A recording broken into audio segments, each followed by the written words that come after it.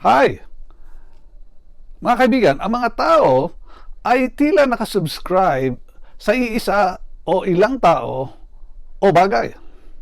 In other words, may mga sinusundang tao o bagay.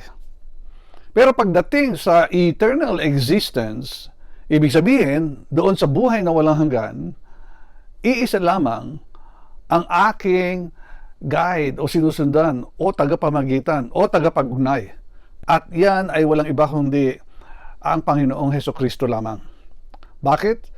Siya lamang ang tanging daan, ang katotohanan at ang buhay tungo sa Diyos Ama.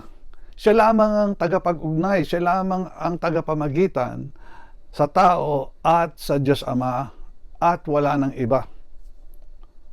Ikaw, kaibigan, sino ang giya mo o tagapag-ugnay mo sa Diyos Ama?